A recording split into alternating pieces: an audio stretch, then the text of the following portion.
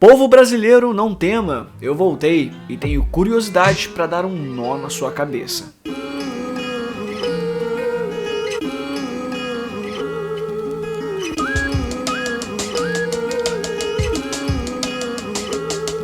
Oi, eu sou o Felipe e quando eu era mais novo, uma das melhores coisas na TV pra mim era o programa do Ratinho. Quer dizer, mais especificamente o teste de DNA. Você também cantava a musiquinha? Ele não é o pai, a mulher dele ele não é o pai. Enfim, a questão aqui é como funciona o teste de DNA. Ou teste de paternidade, se preferir. Basicamente, você pega um pouco de sangue, saliva ou cabelo do pai e o mesmo da criança. Algum material que contenha o DNA, que é um composto feito de hidrogênio, oxigênio, nitrogênio, carbono e fósforo, que basicamente se combinam para formar um manual de instruções da montagem do seu corpo. Isso, claro, se baseando nas últimas versões, o seu pai e a sua mãe. Quando um espermatozoide fecunda um óvulo, basicamente é uma carga de DNA da mãe e do pai que se misturam para formar uma nova cadeia. Só que essas versões dadas pelos pais não são cópias idênticas, e sim uma versão mixada do próprio DNA. E isso é necessário para que o novo indivíduo formado gere o máximo de variação genética possível. Afinal, se o pai entregasse uma cópia do seu DNA, nasceria um clone. Algumas versões têm o cromossomo Y e outras têm o cromossomo X, por exemplo. Isso é o que permite que o homem produza espermatozoides de sexos diferentes. Por si só, o DNA não serve para muita coisa, assim como um manual de instrução que só ganha utilidade quando lido por uma pessoa que tem as peças do objeto a ser construído. Essa pessoa pronta para construir é a célula. É assim que um vírus funciona. Ele é basicamente uma cadeia de DNA avulsa que só faz alguma coisa quando invade uma célula. No caso da gravidez, essa célula é o zigoto. Se a mãe estiver grávida, você pode pegar o sangue dela mesmo, já que o DNA do feto pode ser encontrado nas veias da mamãe a partir do segundo mês. Outras formas de colher o material pode ser coletando fragmentos da placenta, coleta de sangue do cordão umbilical, ou até mesmo o líquido amniótico que envolve o feto. Se a pessoa em questão recebeu transfusão de sangue recente ou um transplante de medula, o ideal é que seja colhido a saliva. Cada um desses métodos é escolhido dependendo de há quanto tempo aquela gestação começou, já que o DNA de outra pessoa ainda está no seu corpo. Quer dizer, mais ou menos. Quando você doa sangue, o que vai para a pessoa que recebe é um concentrado de hemácias, que não são exatamente células, porque não possuem núcleo. O DNA do seu sangue está nos glóbulos brancos, os soldadinhos do seu corpo responsáveis por combater a invasão de micro-organismos e outros objetos estranhos. É parte do seu sistema imunológico. Por isso é importante que os glóbulos brancos carreguem o seu DNA para identificar o que é você e o que não é.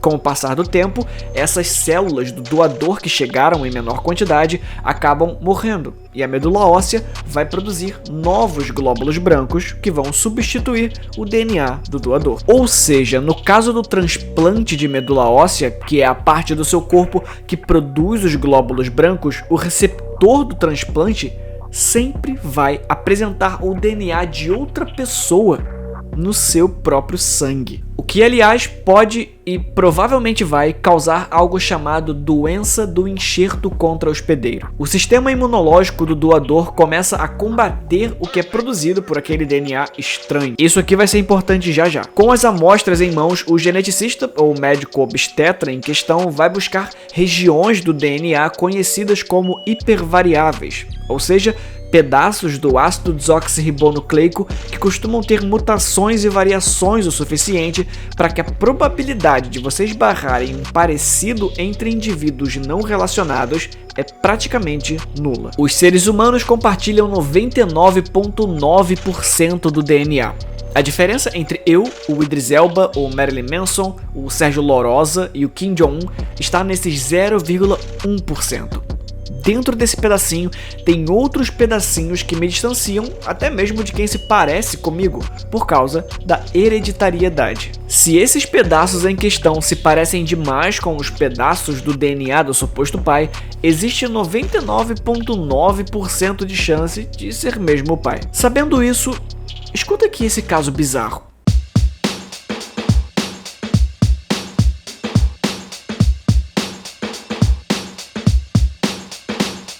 Chris Long é um técnico em informática de Nevada, Estados Unidos. O homem sofria de leucemia mielogênica aguda, que, resumindo, é câncer na medula óssea e no sangue, mais especificamente em glóbulos brancos imaturos. Parte do tratamento que ele recebeu envolveu um transplante de medula óssea, vindo de um doador alemão. Após se recuperar do tratamento, algumas amostras de DNA foram colhidas. 4 anos depois, os pelos do peito e da cabeça continham o seu próprio DNA, mas a saliva tinha o DNA do doador. Como eu disse, ao colher as amostras de sangue, saliva e afins, você facilmente encontraria o DNA dos dois. Isso era algo esperado, até que um teste mostrou algo que os geneticistas não tinham encontrado até então. O sêmen de Chris carregava o DNA do alemão. Chris Long estava condenado a desaparecer e ter um problemão ético. Fora o fato de causar alguma confusão em alguma futura gravidez. O que não é nenhum problema, já que ele tem 2 filhos e fez uma vasectomia anos antes. E isso aqui é importante. De onde saiu esse sêmen se ele era vasectomizado? Então, é necessário fazer uma distinção aqui entre esperma e espermatozoide. O sêmen, que costumamos chamar de esperma, também conhecido como líquido seminal, é aquele líquido onde um conjunto de células, essas sim, os espermatozoides, ou melhor, eu e você, vive. Chris Long não produzia mais espermatozoides, mas ainda produzia o líquido seminal, esse sim, completamente feito a partir do DNA de outro homem. O que a vasectomia faz é cortar o caminho dos espermatozoides até o líquido seminal, onde são armazenados. Além de mais de 200 proteínas, minerais e vitaminas para manter os espermatozoides saudáveis, existe uma quantidade enorme de glóbulos brancos para protegê-los. Mas de qualquer forma, as implicações dessa situação geram debates intermináveis.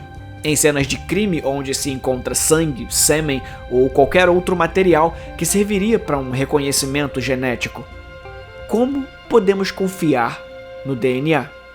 Ter o DNA de uma pessoa em uma cena de crime não é mais uma prova exata de que a pessoa em questão esteve lá. O termo técnico para uma pessoa que possui 2 cadeias distintas de DNA em seu corpo é quimera, um tipo de besta mitológica da cultura grega que é formada por partes de diferentes animais, por vezes até mesmo humanos. Uma mulher grávida é temporariamente uma quimera, assim como Chris Long. Você já deve ter percebido que esse lance de teste de DNA não é tão simples assim, porque ele é feito pensando no padrão e não nas exceções.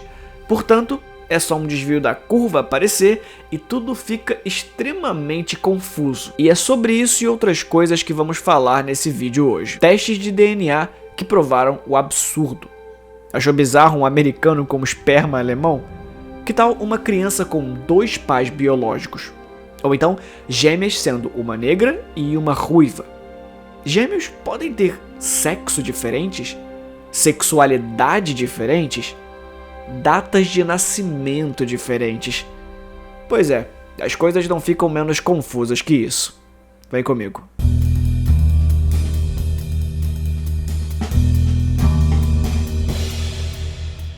Se existe um tipo de gestação que costuma causar confusões genéticas, meu amigo, é a gestação de gêmeos. Para uma mulher ficar grávida de gêmeos, o que acontece em cerca de 2% de todas as gestações, algumas coisas precisam acontecer. O mais comum é que o ovário produza 2 óvulos e cada um deles é fecundado por um espermatozoide. Ou seja, eles não compartilham o mesmo material genético, nem placenta ou saco amniótico. São basicamente irmãos, como qualquer outros que por acaso compartilharam a mesma gestação. São conhecidos por gêmeos bivitelinos ou dizigóticos. Já os gêmeos univitelinos, que são aqueles gêmeos idênticos, são formados por um espermatozoide e um óvulo, mas que durante o processo de clivagem, ou seja, quando se dividiram, acabaram criando duas culturas de células diferentes. Um óvulo fecundado pelo espermatozoide se torna um zigoto, que se tornará um blastocisto,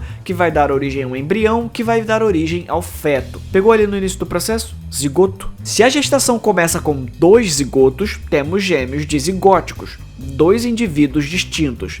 Se originalmente tivermos um zigoto, que durante a clivagem deu origem a 2 culturas de células independentes, temos gêmeos idênticos e que carregam o mesmo DNA. Ou seja, gêmeos idênticos são idênticos porque são clones um do outro. Então, se são clones um do outro, os dois devem ser do mesmo sexo, certo? Mais ou menos. O esperado é que sim, mas existe um negócio chamado síndrome de Swyer, ou disgenesia gonadal XY. Vocês ainda lembram do tempo de escola, certo? Menino é XY, menina é XX. E pro bem da nossa explicação, não vamos nos aprofundar na questão de que não existe só XX e XY, mas XXX, XXY, XYY, X0, XXXY. Mas se você quiser, nas fontes da descrição tem um vídeo do canal do Slow sobre cromossomos onde ele explica tudo isso. O que acontece com quem é portadora dessa síndrome de Swyer é que ela é geneticamente correspondente ao sexo feminino, porém possui um par de cromossomos XY. O portador ou portadora também não possui testículos ou ovários, e é possível que a síndrome se manifeste apenas em uma criança num par de gêmeas. Existe um artigo da Sociedade Europeia de Endocrinologia Pediátrica, publicado há pouco tempo, em 2015, que avaliou um caso do tipo onde uma foi criada como menina e a outra, ou o outro, foi criado como menino. Ele chegou até mesmo a desenvolver um pênis com apenas a bolsa escrotal, sem testículos. Aos 4 anos fez uma cirurgia de correção e desde então foi criado como um indivíduo masculino. O irmão e irmã, hoje com 35 anos, permanecem satisfeitos com seus gêneros e orientações sexuais. O que traz mais lenha para essa fogueira do debate a respeito de quanto a sexualidade é influência genética. Existe outro caso bizarro que vale a pena ser comentado aqui. Só existem 2 registrados até o momento, um em 2007 e outro em 2019. Quando um espermatozoide fecunda o óvulo e se torna o zigoto, como eu citei, ele faz o seu caminho pelas tubas uterinas até se fixar no útero onde a gestação acontece de verdade. Só que demora um tempinho para isso acontecer, alguns dias até. Se nesse período a mulher não tiver dado a descarga de hormônios necessária para fechar a fábrica, é possível que o processo ocorra de novo. O óvulo é coberto por uma coisa chamada membrana vitelínica e quando o espermatozoide entra, inicia-se o processo que seria como trancar a porta do óvulo, mudando a composição dessa camada exterior chamada de zona pelúcida, para que nenhum outro espermatozoide inserido entre ali para se intrometer no processo que já começou. Mas como tudo no corpo humano, às vezes esse mecanismo não funciona certinho. Ano passado, na Austrália, uma mãe deu à luz a gêmeos e registrou o segundo caso na história de um tipo de gêmeo estranhíssimo. Se os gêmeos não são do mesmo sexo, significa que eles não são idênticos. E se não são idênticos, não deveriam compartilhar a mesma placenta. Quando a mãe em questão fez a ultrassom e descobriu que os gêmeos compartilhavam a mesma placenta, ficou óbvio que eram gêmeos idênticos, frutos de um óvulo e um espermatozoide. Até que alguns meses se passaram e a ultrassom revelou que na verdade eram um menino e uma menina, compartilhando a mesma placenta. Isso só tinha uma explicação.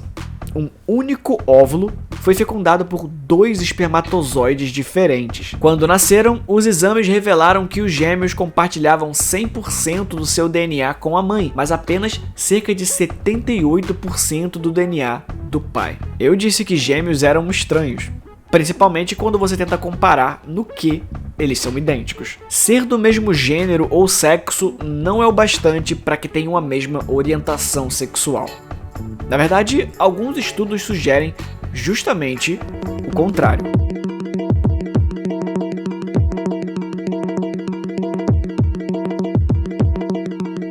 Ok, se segura aí que Filipinho vai entrar em território perigoso. Eu acho que já deve ter ficado claro que eu tô falando de casos extraordinários aqui para trazer o debate de sempre de que as coisas não são preto no branco. O mundo é bem confuso, mas aqui nós vamos além, então não tome como verdade absoluta nada do que eu disser nesse vídeo, mas principalmente nessa parte. É para isso que servem as fontes na descrição. Se você aí é geneticista e tem algo a acrescentar nessa discussão, a área dos comentários é sua. Eu dou um coraçãozinho pro comentário ficar no topo.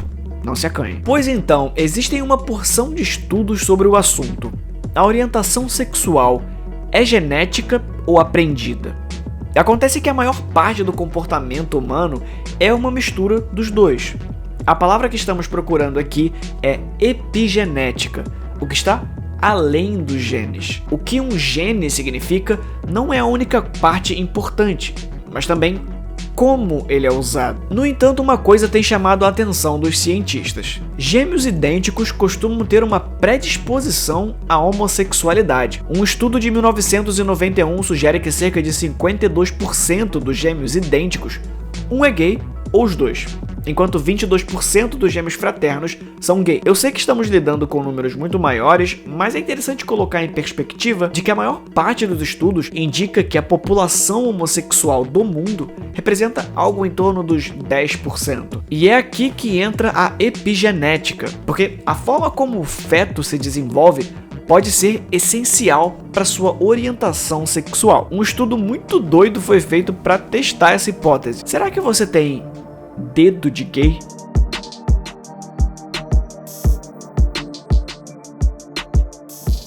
Se liga nisso, o comprimento dos seus dedos está relacionado com o quanto de testosterona e progesterona a sua mãe foi exposta durante a gravidez. Uma gestação com excesso de testosterona causa ao feto desenvolver o dedo anelar muito maior do que o indicador. Isso foi proposto inicialmente no século XIX e desde os anos 50 vem sendo experimentado e boa parte dos resultados levam a essa conclusão. O maior defensor e estudioso dessa tese é o PhD em Biologia Evolutiva John Manning, do Reino Unido.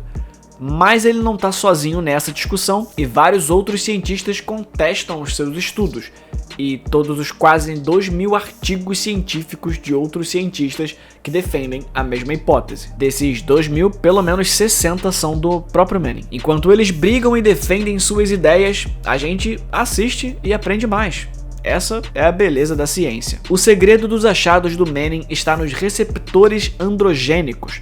São basicamente uns reguladores de hormônios masculinos no corpo, como testosterona, dihidrotestosterona, androstenediona, as pecinhas desse quebra-cabeça humano que te dá características masculinas. E uma medida disso é a diferença de tamanho entre o dedo anelar e o indicador. Se a mãe recebe mais testosterona que o normal durante a gravidez, o bebê vai desenvolver o dedo anelar maior do que o indicador. A exposição da mãe a hormônios pode gerar um monte de alterações no feto, como predisposição ao autismo, agressividade na idade adulta, predisposição a vícios e muito mais. No caso da sexualidade, os estudos que eu citei apontam que heterossexuais tendem a ter o dedo anelar e indicador com tamanhos proporcionais ou similares. Já em pessoas homossexuais, a diferença em tese costuma ser maior. Acontece que por mais que gêmeos compartilhem o mesmo DNA e todas as proporções corporais, quando diz respeito à concordância de tamanho entre o dedo anelar e o indicador,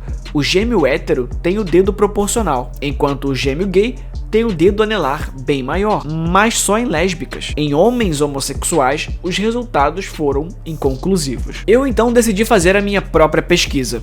Com a ajuda de vocês, eu fui no meu Twitter, que se você não me segue é Dossiê do Felipe, como todas as minhas redes sociais, e pedi para que vocês me mandassem uma foto das mãos de vocês juntamente com suas sexualidades. E eu fiquei surpreso em ver que as mãos héteros de fato tinham dedos proporcionais. Mas a discrepância de proporção acontecia em pessoas que se identificavam como gays ou bissexuais. Bom, a maior parte na verdade. E não, isso aqui não é um estudo científico, foi só curiosidade mesmo. Mas é interessante que o resultado da minha pesquisa, mesmo que rasa, corrobora com essa tese. Um pouco, eu acho. Mais uma vez, existem vários autores que contestam essa hipótese. Não trate isso como uma verdade absoluta. Pois é, gêmeos idênticos não são tão parecidos assim. E o DNA não é exatamente determinante sobre quem você é. A impressão digital, por exemplo, não é pré-escrita pelos genes, mas por uma interação entre eles dentro do útero, enquanto o feto se desenvolve. É por isso que, ainda que compartilhem os mesmos genes, independentemente do tamanho dos dedos, irmãos gêmeos sempre têm impressões digitais diferentes. Ou seja, apesar de compartilhar o útero, às vezes os gêmeos não compartilham tudo, sabe? Eles não têm as mesmas impressões digitais, nem a mesma sexualidade. Às vezes, sequer compartilham a mesma data de aniversário.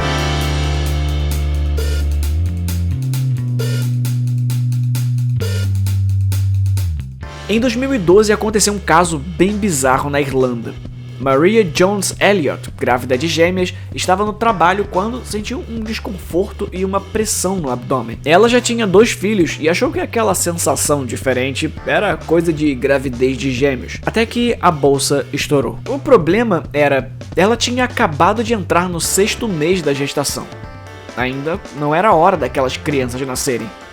Os médicos disseram que as chances daqueles bebês sobreviverem eram bem baixas. Foram 2 dias seguidos internada em trabalho de parto, até que as contrações pararam. Os médicos estavam paralisados, em choque. Apenas um bebê nasceu. E era como se nada tivesse acontecido. No dia seguinte, eles tentaram induzir o parto do 2º bebê, mas sem resultados. Os médicos deixaram que a natureza tomasse seu curso e a gravidez prosseguisse como tinha que ser. Amy nasceu dia 1 de junho de 2012 e sua irmã Kate foi nascer no dia 27 de agosto. As gêmeas nasceram com um intervalo de 3 meses entre cada parto. As 2 meninas, consideradas um milagre, permaneceram bem e saudáveis. A família entrou para o livro dos recordes com o maior intervalo de tempo entre 2 partos de gêmeos. A mãe ficou feliz com o resultado. E o pai também. Reparou que eu disse pai e não pais? Porque o comum em gêmeos é que os 2 fetos, idênticos ou fraternos, sejam do mesmo pai, certo? E o que acontece quando uma mulher tem relações sexuais em um intervalo curto, dando tempo suficiente para que 2 espermatozoides diferentes fecundem o óvulo? Será que isso é possível? Vamos terminar esse vídeo falando sobre gêmeos de pais diferentes.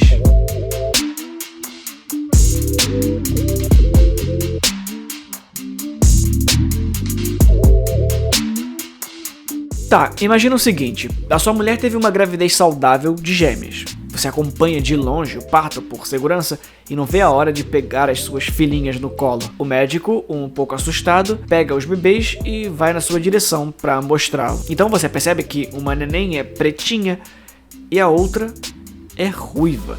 Lembra que eu falei que demora para o óvulo fecundado se fixar no útero e se der algum erro, outro óvulo pode se aproveitar disso? Então, se 2 óvulos distintos são fecundados por espermatozoides de pais diferentes, você tem um irmão que, tecnicamente, é seu gêmeo, e ainda assim, é seu meio-irmão, apenas por parte de mãe. O nome disso é superfecundação heteropaternal, um evento tão raro que existe menos de 10 casos confirmados no mundo. E veja bem que eu disse confirmados, mas Cynthia Austin, ginecologista especializada em fertilização, sugere que bem mais casos estão acontecendo todos os dias, mas passando despercebido. O exemplo que eu dei aqui é interessante porque ele aconteceu de verdade, mas eu usei ele só para causar confusão mesmo e mostrar como o DNA pode ser algo confuso. Se você tem uma gestação de gêmeos e uma menina é ruiva e a outra negra, isso só pode significar uma coisa: são de pais diferentes. Mas isso aconteceu